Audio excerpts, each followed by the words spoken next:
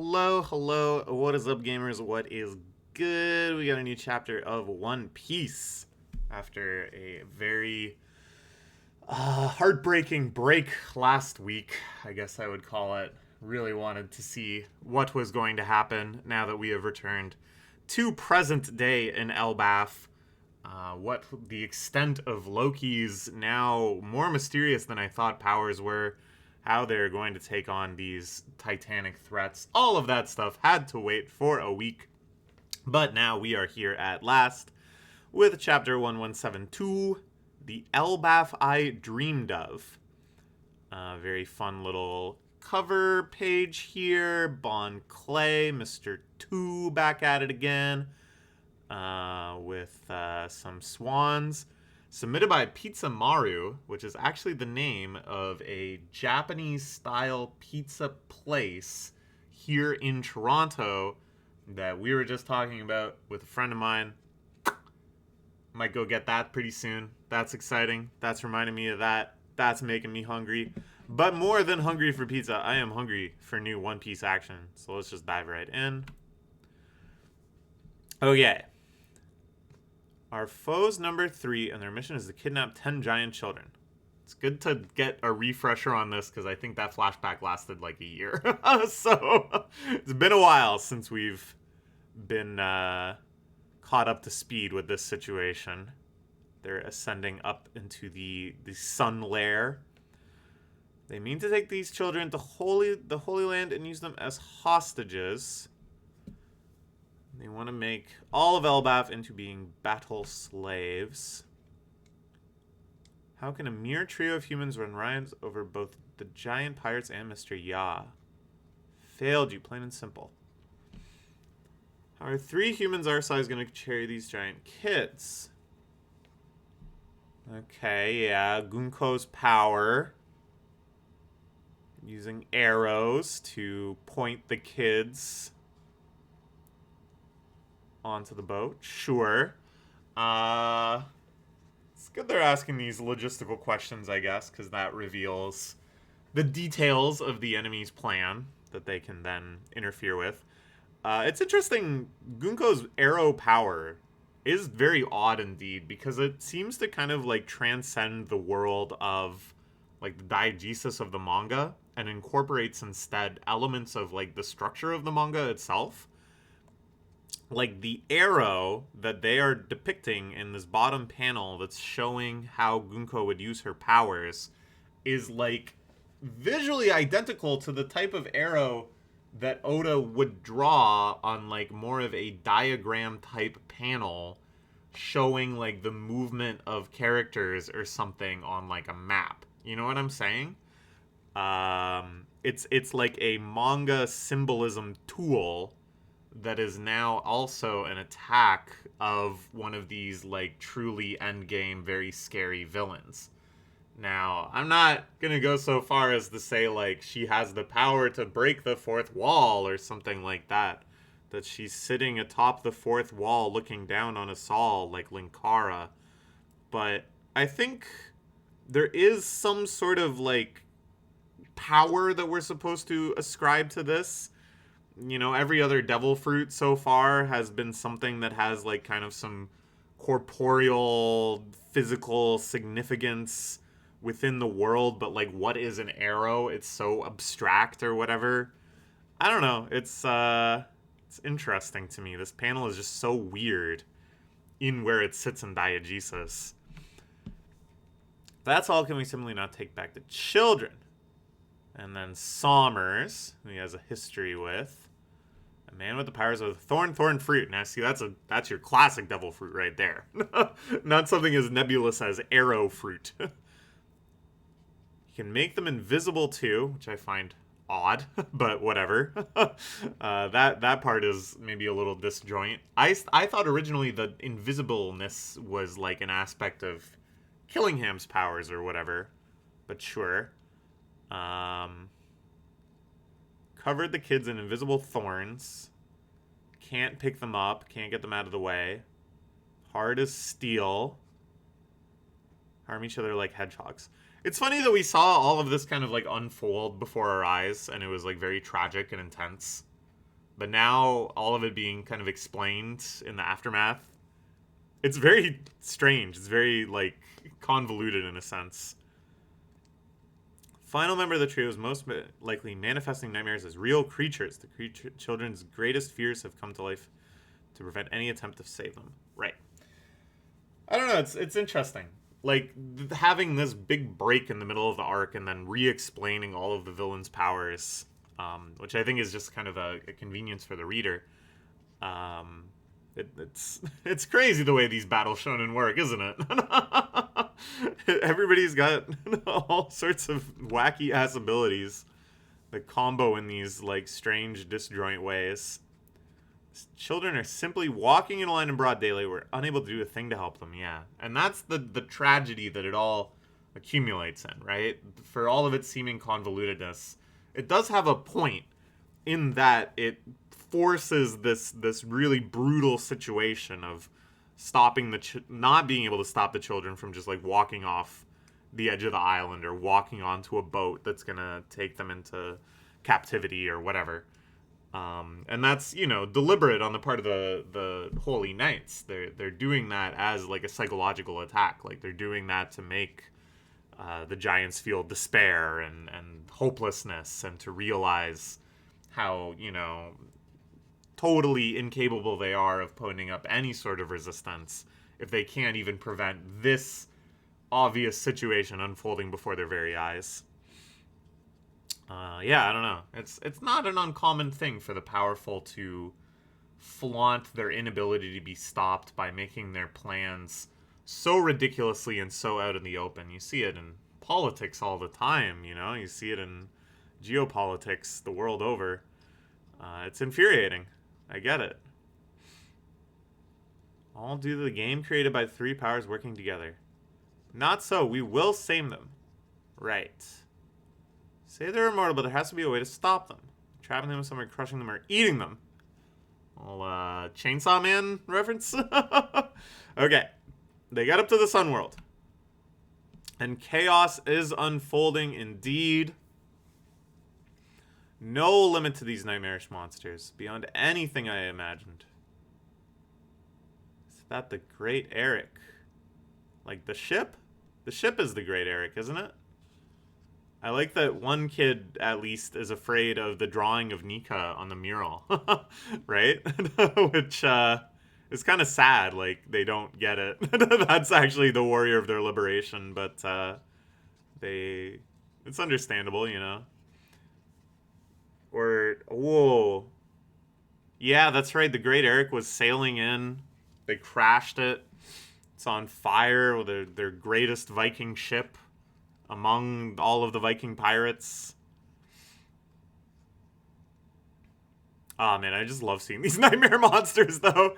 Even though this is objectionably just so terrifying and stuff, I just love how they're depicted as, like, the imagination of children. So they have these strange, exaggerated forms, and it's a mix of, real dangers and things they've just heard of, and stuff like the personification of storms. And okay,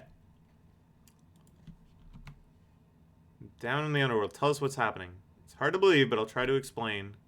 Captains Dory and Bragi are going to kill Chief Jarl. All right, yes. Do you remember this awesome cliffhanger that we had like a year ago, where Jarl is told that Bragi and Dory are demonified and coming to kill him, and they can't be reasoned with, and they can't be stopped. And he goes, "You gotta flee, And he goes, "A true warrior will never flee." It's badass, man, but I don't know if he can really handle this. Those are two younger, more in their prime giants. Use Dami Reversi on them to make them even stronger. Okay. They can't stop them. Ripley's got a group chasing after them. We haven't had any word about their success or not. They should have reached the port by now. And you, Rhoda. Bjorn, my brother, is one of the hostages. His kid brother, I guess. I like this. All these little random... Not random, but,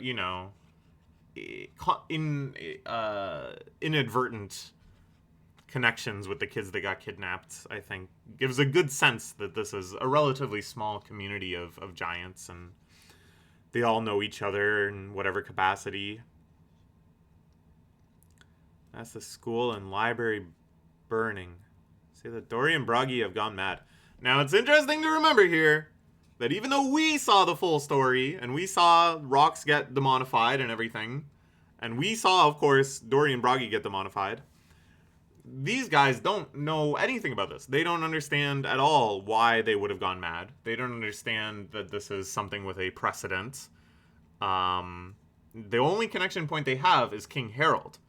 That they must have to recognize in this moment that this must be the same thing that happened to King Harold. Alright, and here we get a map. Helpful. See the arrows? The arrows are the same. It's the exact same way he draws them. Whether it's Gunko's power or whether it's an actual illustrative arrow. One of these actually is kind of like Gunko's power, but whatever. It's the kids walking to the ship. Okay, so a lot is going on. The crew from the underworld is coming up here. That's the majority of our fighting forces. I think those are the ones we're going to be kind of seeing as the protagonists as they run to all these different battles and influence them and stuff. I love this, too. Has Oda ever done this before? Has anyone ever done this before? This is so brilliant. The panels bleeding into the map, the panels becoming inserts, you know, to this map, but not showing like a zoom in of the map the way that a map insert typically would, but instead showing like a scene happening there. It's pretty amazing. Okay, yeah. The library burning, so tragic. Taking the children, get these arrows off of me. Brook got some kind of idea in his head and ran off. Yeah, they're off on their way to kill Jarl. The rescue team heading for the kids. The hostage children.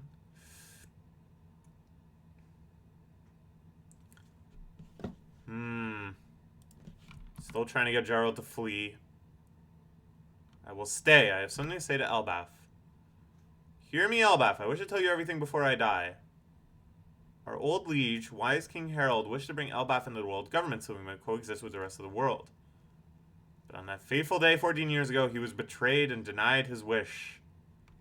So basically getting the entire country up to speed with what we just saw in that flashback as well. I witnessed the demon slaughter Harold and the rest of his soldiers. Ah.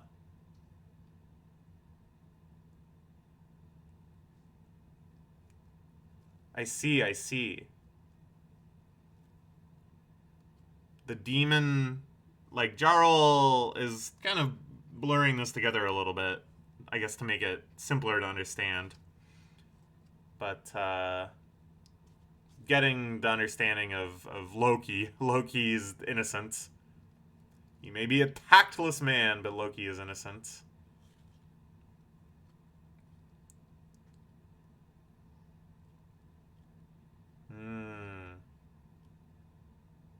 Nicer than he deserves.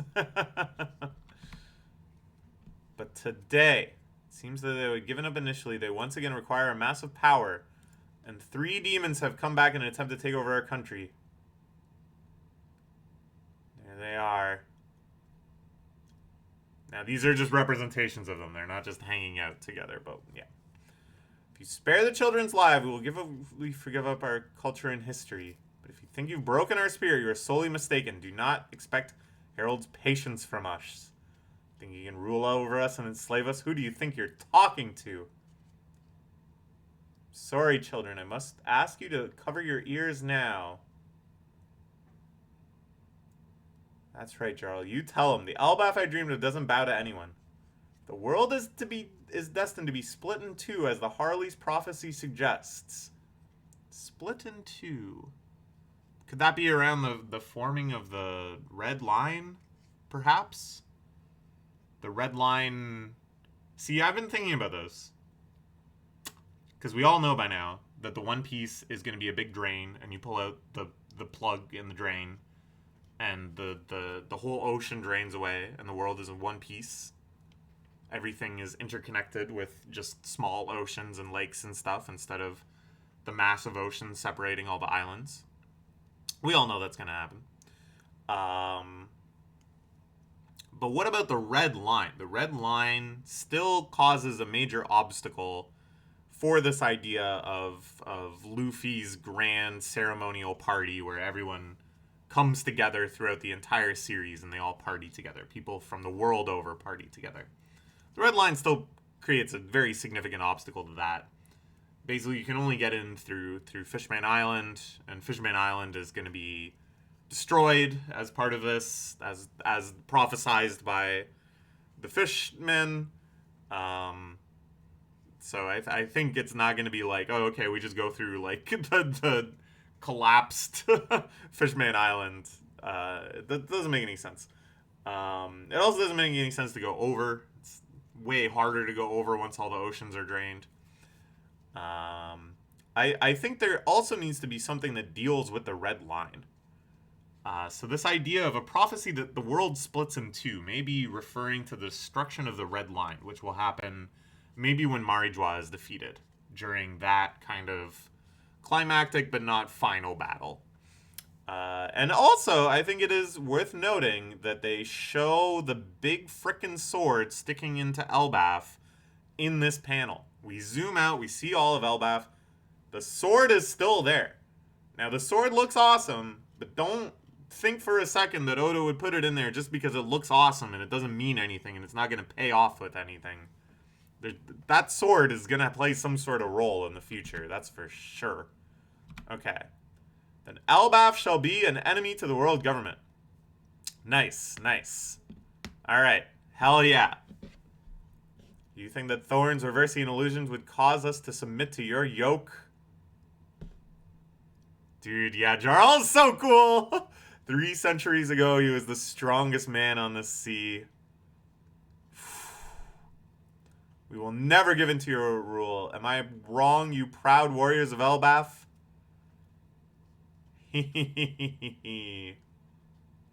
Excellent, excellent. Alright. It's time to fight the demonified giants. Zoro says he has a plan. Now, remember, we know that the Conqueror's Haki is maybe the one weakness to these kind of immortal, demonified people. We know that from the battle against Rocks, demonified, with Garp and Roger. We know that Zoro also wields this power that was told to us right before the big flashback. Mr. Ya sensed it in him. So he might actually have a plan. Or he might do something very stupid for a bit of comedic relief. It is a hard 50-50 with our man Zoro. But I'm excited. This is awesome. We get to see Jarl fight. We haven't seen that very much. I like that he really snapped into action here. It's so good. Like, I just think the way this Elbaf arc has been built up into its actual inception, you know, all of the giant characters, all of the plot lines involving giants that have been seeded throughout the entire story. I think in a lesser series and a lesser writer, you know, it would have felt like, okay, you're kind of painting yourself into a corner because you've got, like, the new giant pirates, you've got Doggy and Broggy, you've got the established idea that Elbaf also has, like, a king. There's, like, a royal lineage, and then as well as, like, the chieftain of their tribes and the pirate captains. You know, there's all these different power structures. And you've established that there's these previous generations of pirate captains, and you even showed them in the flashback with Big Mom. So now you've got a character like Jarl. And it's like, what do you do with this guy? Because it would suck if he just died. And it's like, oh yeah, that guy died of old age at some point. That doesn't sound much like a giant. They just go on and on and on. It would suck if he was just like a decrepit old man, right? If he didn't really do anything to advance the plot, if he didn't have a moment of a significance or whatever. And yet, it's kind of like, well, what can you have him do? Because you have so many other characters that are just like, this is the strong giant. And I think they pulled it off, though. I think Oda actually pulled it off. I think this moment is so fantastic. And, you know, they've got plenty of enemies. He can take down a significant enemy, and that would be awesome, too. I think they've made it work, even though they really had an incredibly complicated pile to work through of elements that had to appear in this arc. It's going good so far. I don't know. Now that we're back into the Elbaf arc proper, and not the super flashback arc within it. Yeah, I don't know, man. This is good stuff. This Kino. Now he interprets this prophecy. The world is destined to be split in two, as like an upcoming war, and I do think there is going to be that. Obviously, I think it's going to be more of a 3-faction type thing, but it's like a situation where there's multiple conflicts where each of those 3 factions is going to team up with at least one other faction. You know, like there's the Davy versus D faction. You know, there's the world government versus not world government battle. There's maybe a what do we do with the One Piece battle. And even though I think there's kind of like 3 distinct tribes of characters, those being kind of world government loyalists, good guy pirates and marines, and bad guy pirates and marines, to put it simply, I think there is room for kind of like 3 wars that then take each permutation of that. Like Luffy and Blackbeard battle against Emu together, Emu and Blackbeard battle against Luffy together, and then, I don't know, like, Luffy and Emu team up? Nah, that doesn't seem right. But, you know, there's various permutations that can happen to have these sort of 1v1 splits. I think, though, all these prophecies or whatever, there's no way that Oda isn't going to lean into them also being, like, very literal and physical and spectacular. Like, the whole prophecy of Fishman Island being destroyed, a lot of people were like, oh, it refers to Luffy, like, liberating them. Fishman Island will be destroyed because the Fishman will be free to go anywhere, and that's going to be the new world, and that's why Luffy destroys Fishman Island. Other people were like, oh, it just says that a guy in a straw hat will do it. It's going to be some bad dude in a straw hat or something. No. It's always about, this is the whole thing that makes prophecies fun in fiction, is that they're like very literal, but there's some interpretation, some perspective that you get later where you're like, oh, all of this is happening and it literally depicts that thing. So I think the world being split in two, it's got to mean something else as well. I think it also has to mean the destruction of the Red Line or something. I don't know. But the destruction of the Red Line, I guess that's the opposite of splitting the world in two. But it's like, it's like a big seismic event. A big explosion that runs the entire circumference of the world. So it's kind of like splitting it in two too. I don't know. Anyways, all right, that is all for this week. I think we're back at it next week, so I'll see you then.